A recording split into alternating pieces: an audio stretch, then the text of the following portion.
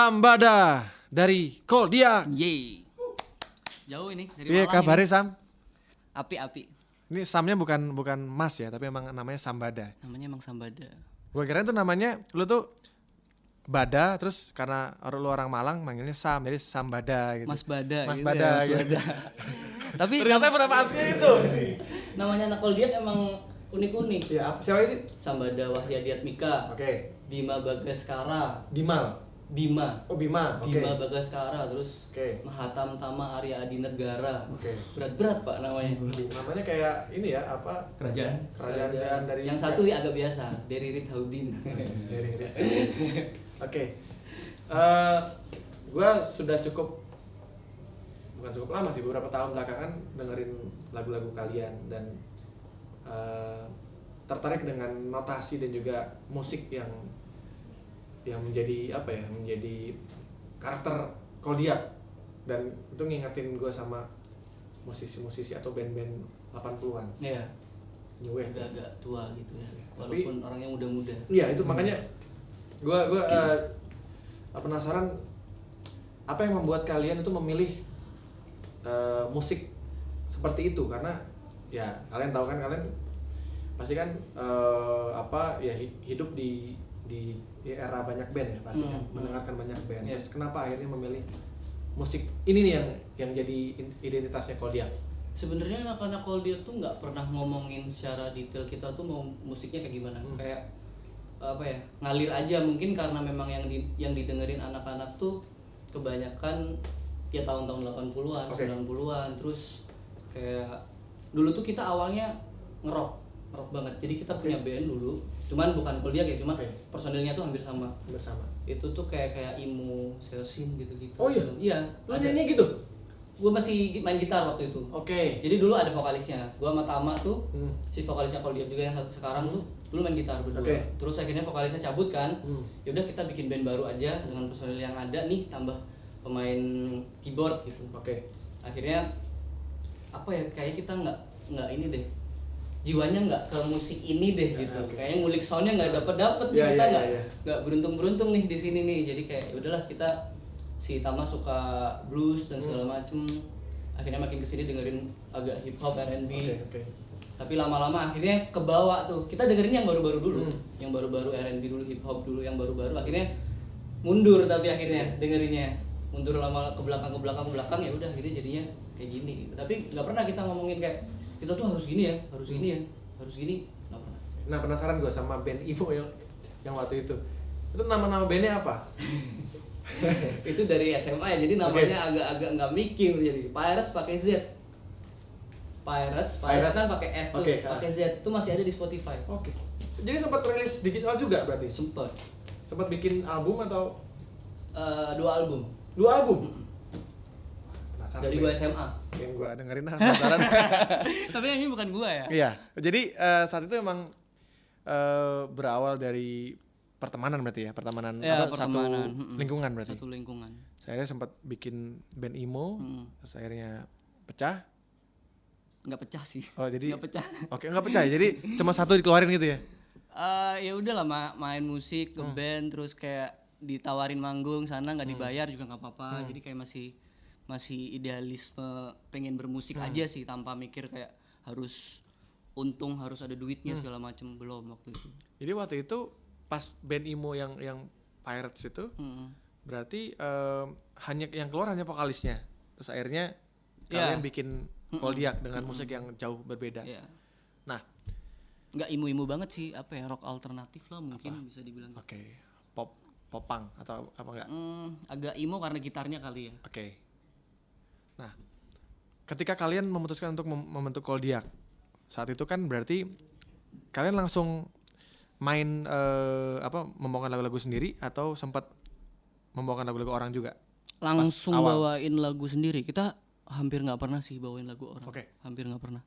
Jadi waktu itu kayak ya udah kita bikin album, dan album pertama tuh emang kita pengennya kayak langsung mikir gimana caranya kita bisa dapetin matanya spotlightnya industri juga gitu. Jadi udah mulai mikir Ya. bisnis mainnya tuh udah ada sebelum kita bikin album. Cuman kita aimnya masih Malang memang. Oke. Jadi kayak kita gedein dulu lah kita di Malang. Setelah kita di Malang nanti kita akan punya support system lah untuk keluar dari Malang gitu. Pas pertama kali kalian bikin album, kalian waktu itu indie kan, maksudnya bener-bener semuanya sendiri. Semuanya sendiri. Cuman waktu itu kan kita kayak, jadi gue ada studio kan di Oke, rumah, oke. punya studio rekaman, ya anak-anak di situ. Cuman waktu kita mau rilis album pertama tuh, gue mikirnya gini, kalau kita tiba-tiba rilis kayak band doang gitu, kayak gimana ya representatifnya kita ke media segala macam. Akhirnya kita, yaudahlah kita bikin label aja, GZZ Records atau GZZ Records itu, yaudah untuk kayak kita sebar press release dan segala macam tuh kayak seolah-olah ada lembaganya, kayak bikin seolah-olah aja, sok-sokan profesional lah. Oke. Jadi itu udah berbentuk perusahaan PT berarti. Masih belum, jadi Masih emang kayak label kolektif aja gitu Oke. sih, lebih komunitas lah istilahnya gitu. Jadi kalian waktu itu bikin album patungan berarti ya? Atau untuk bikin si album itu atau ada investor? Lebih ke patungan dan ada dana yang ya jual-jual gitar lah segala macem. Oke. Gue jual gitar 2 dulu, ya beberapa lah. Wireless dulu gue punya wireless, gue kan dulu main rock kan, jadi Iya. kayak gitar Harus diputer-puter segala macem itu gue jual aja lah kan, main musik pop Anak nggak imo, nggak ini anak bakal- imo ini. nggak bakal lari-lari juga nih sambil nyanyi kan. Iya. Udah nggak butuh wireless, jual bikin album pertama. Oke. Bikin album pertama Desember 2016 tuh. Gue inget banget hari pertama yang dengerin tuh cuman 10 orang di Spotify kan, bisa Spotify. dilihat kan Ya, di ya, Spotify ya. for artis tuh cuma 10 orang. Ya udahlah nggak laku kali nih. Cuman gue bilang ke anak-anak waktu itu sempet demo juga, jadi kayak wah nggak works nih segala macem bla bla bla. Cuman gue bilang ya kita harus menyelesaikan apa yang udah kita mulai. Ini lu udah ngelahirin anak ya harus digedein lah, gimana pun caranya, promo segala macem, walaupun kita nggak pede sama materinya, kurang puas lah istilahnya, masih belum puas. Ya udah promo ketemu rezekinya di pertengahan 2017. Oke. Pertengahan 2000 untuk di Malang ya ini. Siap. Jadi waktu itu gue dapat kesempatan main bareng Elephant Kind. Oke. Jadi main pas sebelumnya Elephant Kind Itu di mana mainnya? di Malang. Maksudnya di acara apa? Ada kayak festival musik gitu Oke. sama acara rokok. Terus ya udah di situ akhirnya banyak orang Malang yang tahu Koldiak. Oke. Mulai di situ di Malang mulai ada nih acara-acara kampus, pensi. Di situ kita ngumpulin modal buat bikin album kedua. Nah, secara album pas ketika lu membuat album kedua, yang lu rasain beda apa antara 1 dan 2?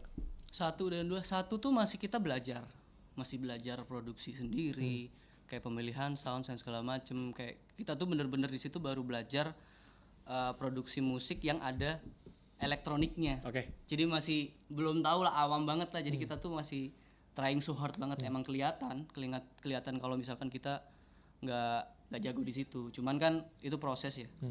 Di album kedua udah mulai ngerti, akhirnya kita mulai bikin nih, kita harus bikin album yang Koldiak banget, yang konseptual, nggak harus mikirin gimana industrinya gimana segala macam, tapi gimana tetap isi listening, tapi ini tuh album yang idealis banget. Pokoknya yang bisa memuaskan hati. Ya, yang represent orang tuh kalau dengar Koldiak ya album kedua, walaupun ada No Makeup segala macem, yang terbaru ini, yang Koldiak banget tuh album kedua ya? Kelihatan banget itu Koldiak. Nggak semua lagu memang orang bisa masuk. Itu berapa lagu di album kedua itu ya? 12. Yang jadi lagu andalan paling yang semua orang bisa masuk kayak cuman 3 lagu lah. Yang untuk orang awam pun bisa denger ya. Mungkin ada 3 lagu doang. Berarti saat itu kalian memang benar-benar pas bikin album kedua itu memang tidak bermaksud untuk gue pengen Koldiak ini bisa benar-benar gede banget industri gitu. Secara industri. Saat itu lu Karena kalian udah mikir begitu belum? Udah mikir, cuman gue mikirnya gini, kita harus bikin produk yang Koldiak banget. Jadi kita bisa present ke orang-orang di industri itu tahu Koldiak kayak gimana. Jadi kalau misalkan nanti kita ada kesempatan bekerja sama industri, kita tuh nggak dibelok-belokin, karena orang udah tahu ini Koldiak tuh kayak gini gitu. Kita harus orang-orang mikirnya kerja sama kita kayak ya udah Koldiak dibawa ke visinya Koldiak mau kemana gitu, kita anterin gitu. Jadi tidak ada intervensi dari pihak lain untuk merubah karakternya Koldiak ya. Itu udah mikirin, cuman kayak apa ya, balance lah. Ketika kita mikir musik ya kita sebagai musisi, sebagai seniman, yang kita nggak mikir selling, nggak mikir apa segala macam. Setelah ini produk udah jadi, terus dibawa nih kita mikir gimana Ya, gimana jualannya? ya gimana jualannya. Kayak harus menjadi dua orang yang berbeda dalam dua waktu yang berbeda gitu. Ketika mau jualan ya kita mikirin secara bisnis, ketika bikin musik sebisa mungkin kayak ya gimana kita gitu biar jujur sih. Nah, ini gue penasaran juga sama kenapa kalian memilih banyak membuat lagu bahasa Inggris. Karena kan kalian tahu pasarnya Indonesia itu kan sampai saat ini masih dengan bahasa Indonesia. Ya pastilah ya karena orang Indonesia. Iya. Terus kalian juga, gue juga kaget karena gue kira tuh kalian tuh band, bukan band dari Malang, maksudnya band Jakarta gitu. Karena musiknya tuh jaksel banget itu. Tapi pas gue, loh band Malang tuh. Makanya gue juga sangat tertarik dan jujur beberapa tahun belakangan lagu yang sering gue putar di digital platform adalah Koldiak gitu. Dan makanya beberapa kali gue mention kalian, akhirnya kita kenal sekarang gitu. Nah,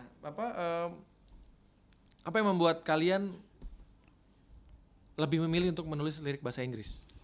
Ya karena kita pengennya ini sih biar lebih universal lagi, karena bahasa yang paling universal kan bahasa Inggris. Terus kita pengennya emang dari awal banget kita pengen didengerin sama orang-orang luar juga segala macam, gimana pun caranya lah, walaupun kita di Indo kita tapi sadar bahwa market kita pasti Indo dulu, pasti dari Indonesia dulu kita berangkatnya. Cuman ya agak kesini kita udah mulai mikirin untuk bikin bahasa Indonesia. Akhirnya kemarin keluar tuh sampaikan. Sampaikan ya. Oke, akhirnya kalian 2 album sendiri, mengerjakan album kalian sendiri. Tiba-tiba gue dengar ternyata kalian sudah dikontrak sama sebenarnya label independen juga, tapi ya cukup dikenal juga karena ada sosok ya, ada Raisa di situ. Terus kalau nggak salah ada Bara Suara. Ya dulu Bara Suara. Iya, sebelumnya ada Bara Suara, ada Kunto Aji juga di situ juga ya. Juni Records. Nah, kenapa kalian akhirnya memutuskan untuk bergabung dengan label? Itu panjang sih ceritanya. Jadi kayak dulu awal-awal gue ke Jakarta tuh sebelum gue album kedua, album O. Jadi gue mulai mendekatkan diri lah, cari temen di Jakarta, siapa segala macam untuk tahu medannya. Rencananya sih dari uang yang gue dapetin di album 1 tuh buat modal untuk kita bisa cari partner di Jakarta. Jadi kayak misalkan entah itu manajer, entah itu investor, entah itu label, pokoknya gue mencari kemungkinan untuk kita bisa kerja bareng orang yang udah tahu seluk-beluknya industri. Karena gue pengen belajar. Akhirnya gue Jakarta segala macam berat. Kebetulan banget pas gue ke Jakarta masuk AMI. Si Rectitional ada lagu Koldiak masuk AMI. Nah itu mungkin mulai dapat nominasi apa? Nominasi R&B terbaik. Masuknya R&B malah ya? R&B. Masuk situ. Nah dari situ mungkin jadi mempermudah jalannya Koldiak untuk bisa kenal banyak orang di industri. Jadi kan waktu itu kayak di AMI kan ketemu banyak orang tuh, mulai agak wah biasanya orang-orang gue liat di TV nih gitu segala macam. Sekarang duduk bareng segala macam. Akhirnya mungkin di situ kayak orang-orang mulai notice, label-label mulai notice ada Koldiak ya. Di situ kebukalah kesempatannya, beberapa label kontak. Terus akhirnya ya kita mikir ya berarti mungkin jodohnya label kali ya, bukan investor atau apa gitu. Karena labelnya juga kita nggak ngelihatnya, Juni kan humble banget tuh masuknya, bukan yang kayak industri besar kayak hai Koldiak kamu mau nggak sign jadi artis besar gitu, nggak yang gitu datangnya. Jadi Juni itu lebih humble datangnya, jadi kita kayak tertarik untuk ngobrol lebih lanjut. Beberapa kali obrolan tuh anak-anak akhirnya kenapa bareng sama Juni karena kayak sevisi misi gitu loh. Jadi anak-anak tuh sebelum Koldiak mau ke Jakarta tuh kita udah kayak ngomongin Koldiak tuh kelebihannya apa, kekurangan kita apa, yang kurang tuh kita apa, terus aimnya kita mau kemana. Jadi kita obrolin itu udah dapet nih, oke kita punya masalah di ABCD ini misalkan ya. Nah ini gimana nih cara akomodirnya. Setelah kita pikir-pikir emang kita butuh partner dan butuh cash, ya kan, butuh cash untuk bisa mengakomodir ini. Akhirnya ya udah kita nggak bisa bahan sih. Bakar lah ya. Gue mikir kayak gini, oke lah duit sebenarnya bisa cari, kita bisa cairin aset yang kita punya atau kita cari investor lokal di Malang. Sebenarnya bisa banget. Cuman kita bisa nggak mainin duit segitu?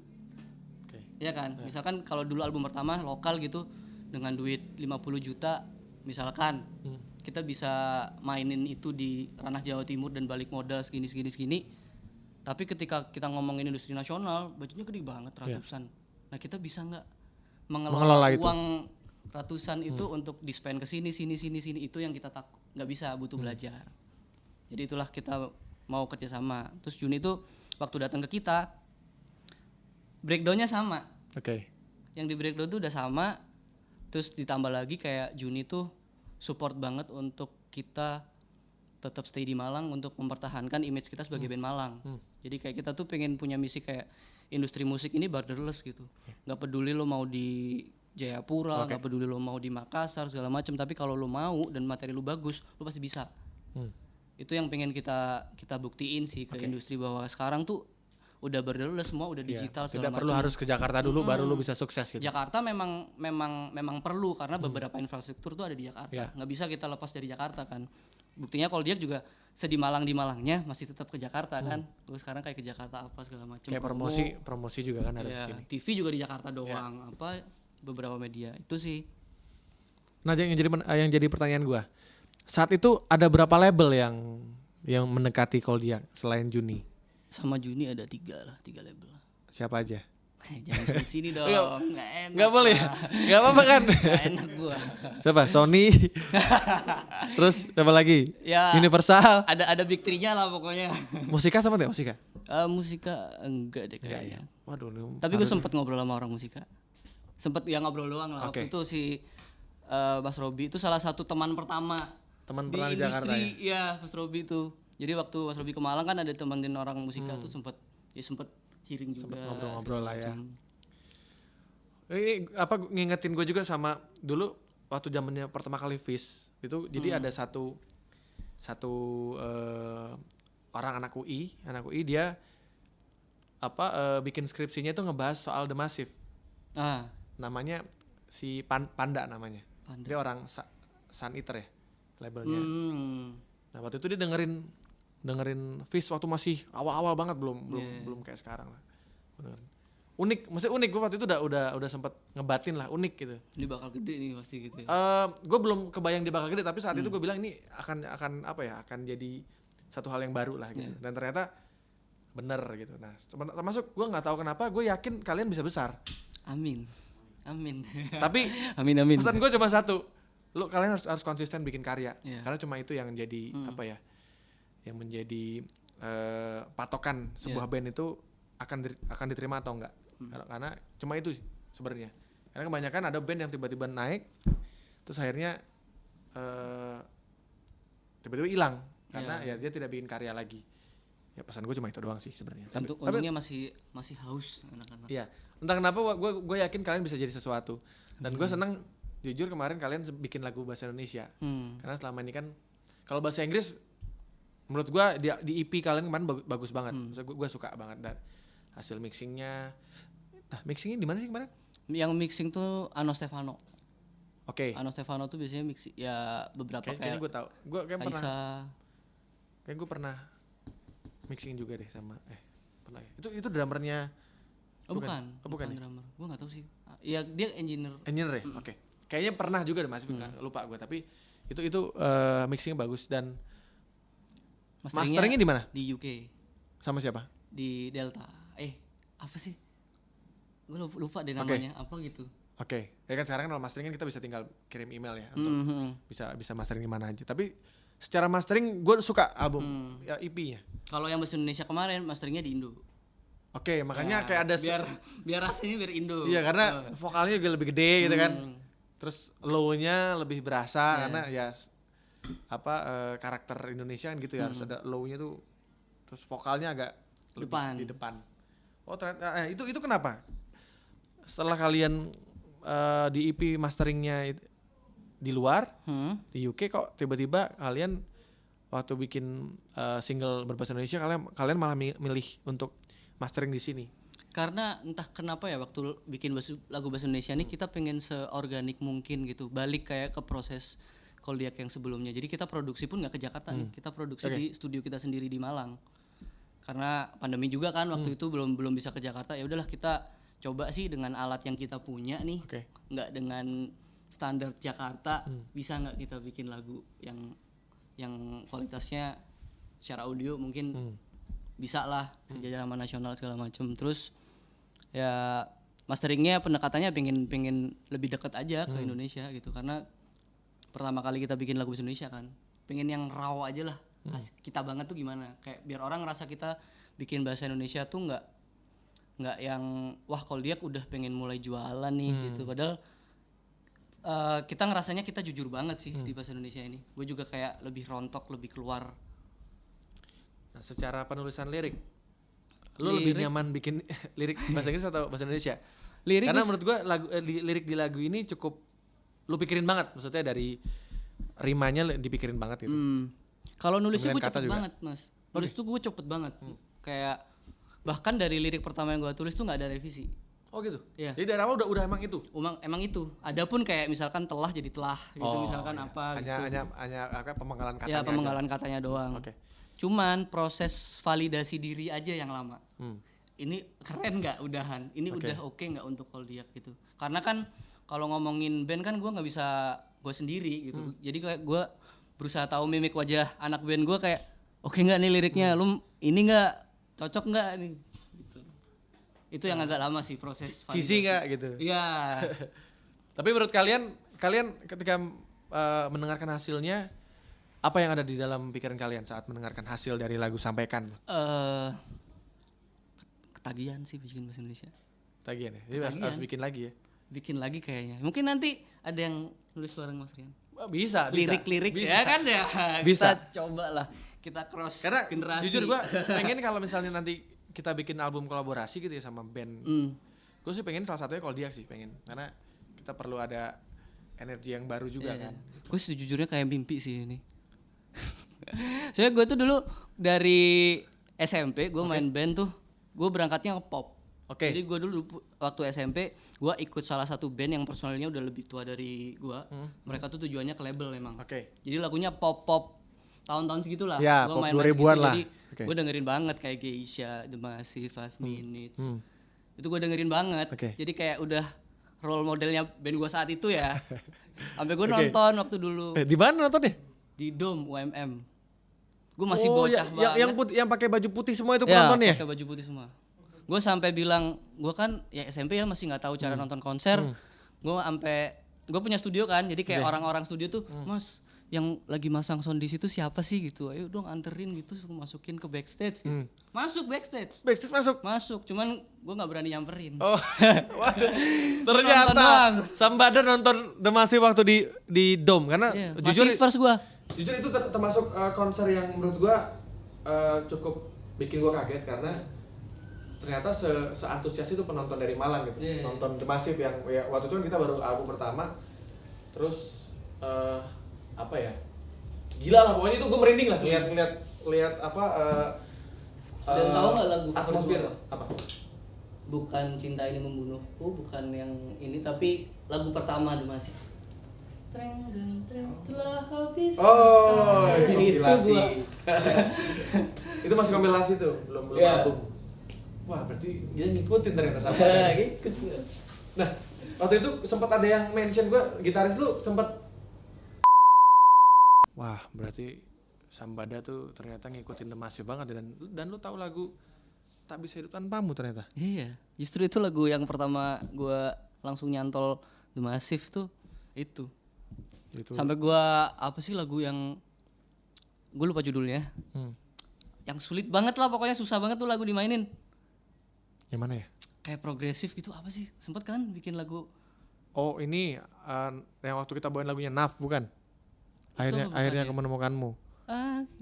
Pokoknya Tapi versi progresif. Iya. Gue sampai ngulik banget itu dulu waktu. Itu lagu sebenarnya itu lagu buat kita ikut Emerald Wanted waktu itu. Karena kan kita disuruh bawain lagu band yang Rising Star. Jadi waktu itu ada Naf, ada Samson, ada Ungu kalau nggak salah. Kita disuruh bawain salah satu lagu dari band-band itu. Kita pilih lagunya Naf dan kita aransemen sengaco mungkin. Sebenarnya itu ngaco sih. Ngaco. Susah Ngaco juga banget gitu. Tapi ternyata malah jadi lagu wajibnya anak-anak festival waktu itu. Jadi Iya. Dan waktu itu ternyata anak festival itu nggak mau ngaransemen lagi, jadi plek-plekan itu. Kalau nggak gitu aransemennya dicopot, dicolong buat Lagu lain gitu, bawain lagu apa kotak gitu misalkan, tapi tengah-tengahnya itu. Tengah-tengahnya itu. Ya itulah itu di era festival ya. Gue dulu juga festival gue. Anak festival juga. Itu gua. apa progresifan juga jangan-jangan? Enggak, Oh, enggak. gue enggak progresif. Nah, sekarang lu sudah ada di Juni Records. Terus ekspektasi lu Koldiak tuh bakal seperti apa sih nanti? Gue sih pengen jadi band yang apa ya, semangatnya tuh bener-bener semangat, ada semangat ngebawa lokal itu tadi sih, maksudnya daerah segala macam tuh orang bisa bangga bahwa apa ya, dari Jawa Timur kayak mengulang era Dewa lah istilahnya. Tapi walaupun agak mustahil ya bisa selegend Dewa, ya siapa tahu lah Bisa ya. aja sih, asal Bisa- gue bilang bisa- tadi kan lu harus konsisten terus. Bisa agak ngerubah lah mindset orang-orang bahwa yang tadi gue bilang bahwa dari daerah tuh bisa. Kalau dari sisi movementnya kayak gitu, tapi kalau dari segi Koldiak ya kita pengen didengerin sampai orang awam. Jadi kita pengen walaupun musiknya nih orang bilang segmented, tapi kita pengen bikin ini jadi orang awam pun bisa masuk gitu. Itu sih, itu kenapa kayak songwritingnya Koldiak selalu simple, walaupun musiknya kayak gitu. Jadi kalian juga pengen lagu-lagu kalian juga bisa didengar lebih luas ya? Ya, jadi kemarin seneng banget sih sampai kayak sampaikan tuh bapak-bapak, om-om tuh udah bisa masuk ke telinganya tuh, wah ini beda nih berarti udahan. Maksudnya seneng kita ada apa ya, segmen lain yang masuk ke situ. Nah, secara streaming ada perbedaan nggak ketika kalian merilis lagu bahasa Inggris dengan kalian merilis lagu bahasa Indonesia yang sampaikan itu dari streaming? Shock sih, agak shock, jauh soalnya. Kenapa shock? Jauh dari, ya biasanya kayak satu lagu kita dalam 1 minggu tuh baru berapa streamnya, ini udah berapa. Jadi cepet banget sih emang. Mungkin gue nggak tahu karena lagunya enak atau memang kayak isunya yang gelinding tuh. Koldiak lagu bahasa Indonesia pertama, jadi orang-orang penasaran. Ya semoga aja bukan karena penasaran, tapi emang karena lagunya enak gitu sih. Oke. Kan belum terbukti nih kalau lagu enak tuh mungkin umurnya bisa panjang gitu. Yang gue pengen tanya, ada nggak orang yang merasa Koldiak jadi Ada, ini nih, ada jadi wah masa di bahasa Indonesia nih jadi jualan banget nih. Ada. nggak yang nyinyir begitu? Ada, cuman ya dikit lah dari kita, nggak terlalu dengerin karena kayak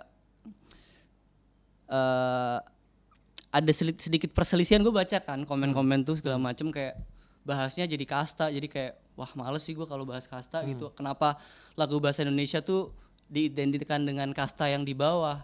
Gue agak kurang setuju sama statement itu sih. Jadi kayak wah nggak perlu gue dengerin gitu. Ya karena buat gue jujur bikin lirik bahasa Indonesia itu juga susah loh, maksudnya. Oh susah banget. Kayak contoh ya, gue bikin lagu kayak Wali itu nggak akan bisa. Kayak lagu ibu-ibu, bapak-bapak, siapa ya itu gue jujur nggak akan pernah bisa bikin lagu. Jadi setiap orang itu kan punya kelebihan. Iya. Kayak ya kita tahu kayak Ahmad Dhani kan juga cukup jenius ya membuat lirik-lirik bahasa Indonesia ya. Silan Seven juga. Nah liriknya Koldiak kalau lagu bahasa Inggris, karakter gue kalau nulis, bukan karakter ya, kebiasaan ya kali ya.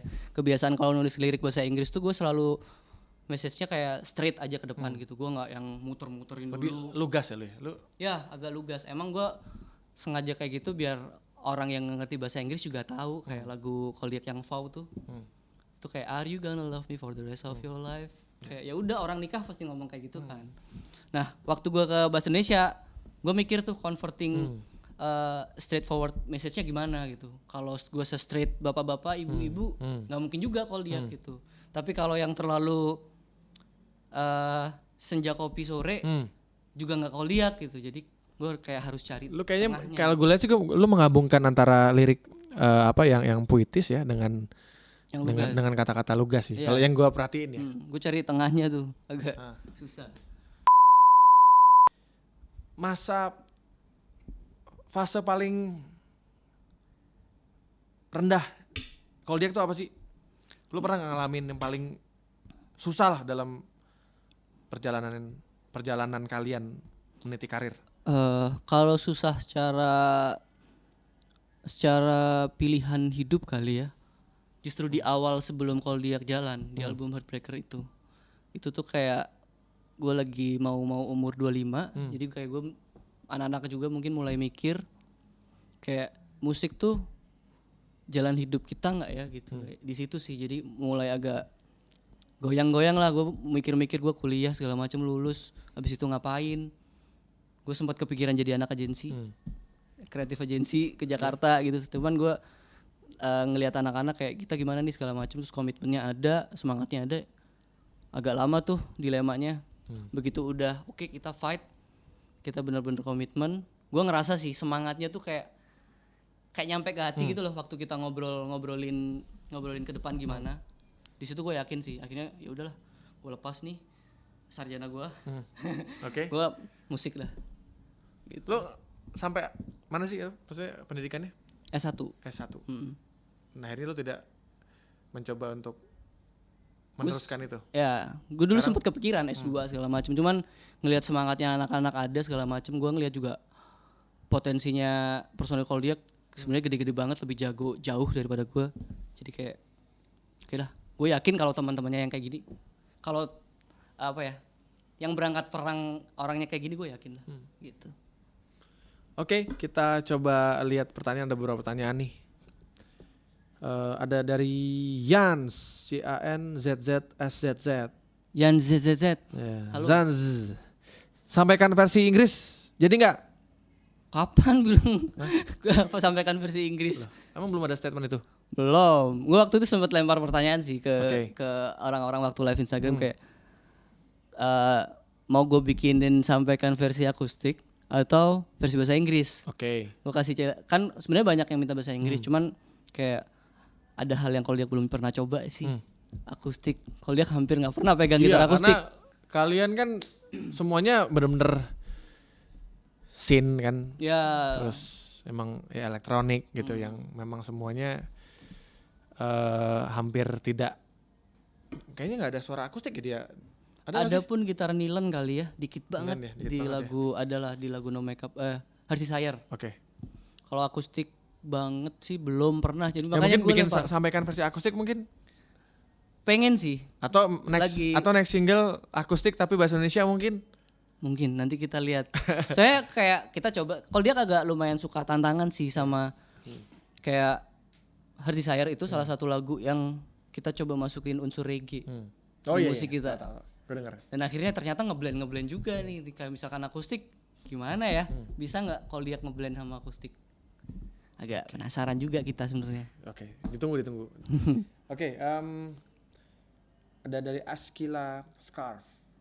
Mas Sam, Askila. kalau lagi manggung ngerasa ganteng banget nggak? Ini gue yakin masuk musik kalau dia kan pasti yang nonton nih wangi-wangi nih, gue tahu banget nih.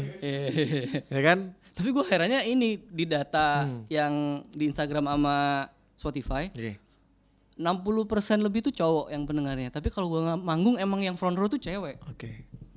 Nggak tahu, mungkin karena yang cowok-cowok gengsi kali ya. Kalau dia kayak jadi nggak di depan, di belakang. Kalau dia keluar ini kena ketutupan ini aja tuh. Hei. Oh. Nggak sengaja ini. Apa sengaja? Jadi pertanyaan intinya apa tadi? Lu ngerasa ganteng nggak? Oh iya, merasa ganteng nggak ya?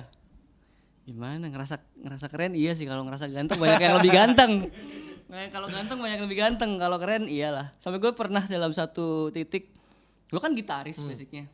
Begitu awal ngerasain nyanyi ambil main gitar kan agak awkward tuh, gimana gitu. Agak lama gue berusaha coba untuk lepas gitar beberapa lagu. Ketagihan gue nggak main gitar. Enak ini ya, jadi fokus Iya, nyanyi gitu ya. Nyanyi terus kayak ngebawa penonton tuh, ayo kalian harus naik energinya gitu, bisa enak bawanya gitu. Kalau main gitar kayak ya. Tapi kan bukannya kalau gue kadang gue malah kebalik. Ketika gue main gitar gue berasa jadi nambah gitu karena ditambah gitarnya kan gitar vintage tahun 65 gitu kan. Oh iya, gitar mahal soalnya. Padahal di panggung ada suaranya. Buat foto doang yang penting kelihatan keren aja gitu. Nah, ini ada pertanyaan lagi dari Firman Syah Muhammad. Kenapa baru kemarin ngeluarin single yang berbahasa Indonesia? Kok nggak mulai dari album pertama? Nah, kenapa tuh? Baru ini kali ya, baru berani kali ya.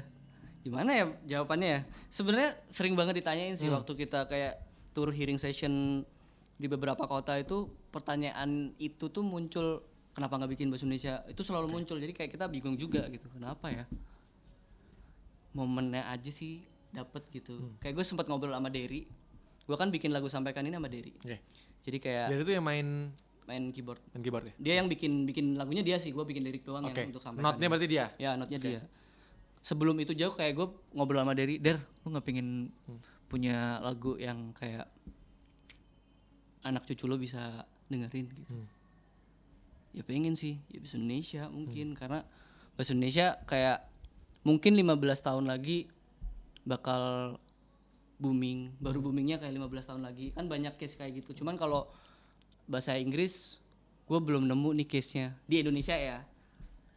Tahun 90 lagu bahasa Inggris di Indo, terus tahun 2000-an tiba-tiba muncul lagi, gue belum nemu sih. Jadi kayak coba kita bikin bahasa Indonesia gitu, mumpung kita lagi denger bahasa Indonesia kan gitu. Tapi kalau gue dengar juga musik kalian tuh kayak mengingatkan notasinya ya, mengingatkan dengan gue sama lagu-lagu pop Indonesia 80 90 sih. Iya. Kalau gue dengerin.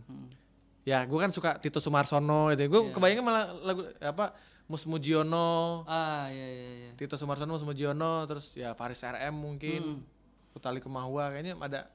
Tapi anak-anak malah yang dengerin banget tuh Indonesia Dewa 19. Malah Dewa ya? Dewa 19 anak-anak gila banget sama Dewa. Berarti di era kalau Terutama Derry tuh ngefans banget sama Dewa sih Derry. keren sih. Keren banget. Oke. Satu Chordnya, lagi deh. segala macemnya. Satu lagi ya. Vicky Adit nih yang nanya cowok semua ini cari yang cewek. Iyalah. Cewek. Elsa Monica. Nah, Kalau dia bikin lagu bahasa Indonesia lagi nggak? Nah, gimana? Kita bikin ya. Bisa. Nulis ya. Nulisin buat Koldiak ya, bareng ya. Dia juga gue mau minta tolong. Soalnya gue pengen bikin lagu bahasa Inggris. Nah, Mungkin jadi gimana tuh Sambada ntar bisa kita bantuin lihat saya hasilnya. bikin lirik bahasa Inggris. Berarti akan ada kemungkinan ya? Akan ada kemungkinan. Dan pasti kayak ya tadi kan sempat bilang ketagihan, jadi mungkin bakal ada pasti ada lah. Siap. Terima kasih Sam. Ini udah mau maghrib juga. Siap. Sukses buat segala rencana-rencana bersama Koldiak. Amin. Gue tunggu lagu-lagu yang luar biasa yang lainnya. Ya gue berharap kalian akan menjadi sesuatu yang besar yang ada di industri ini. Amin. Di harapan gue terus bikin karya yang bagus-bagus terus. Siap. Terima Ya, kasih juga udah sukses. diundang ke sini. Terima kasih. Sini, Terima kasih Sam. Nuus. Oh Yisam.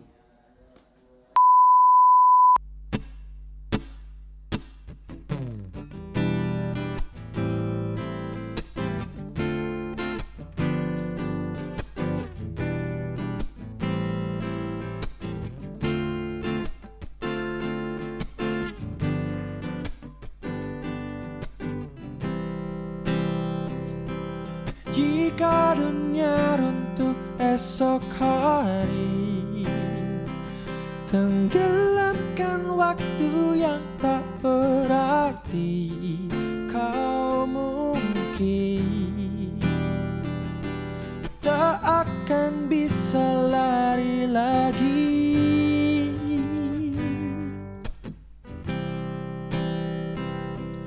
Jika hari ini kau sadari, diam takkan pernah bisa akhiri. Coba tuh ungkapkan semua dan akui. Sampaikan keruhnya menyimpan rasa sejak lama. Baiknya kau kira tak juga sampaikan derasnya rasa yang sebelumnya hanya kau putuskan untuk disimpan dunia.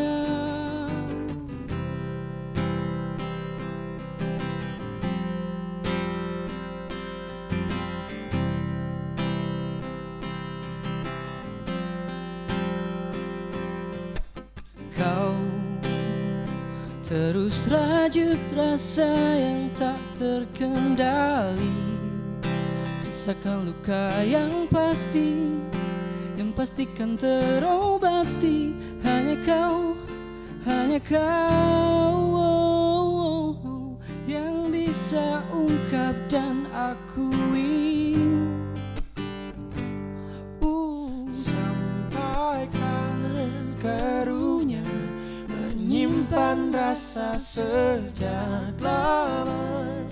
Baiknya kau kira juga sampaikan derasnya rasa yang sebelumnya. Kau putuskan untuk disimpan dulu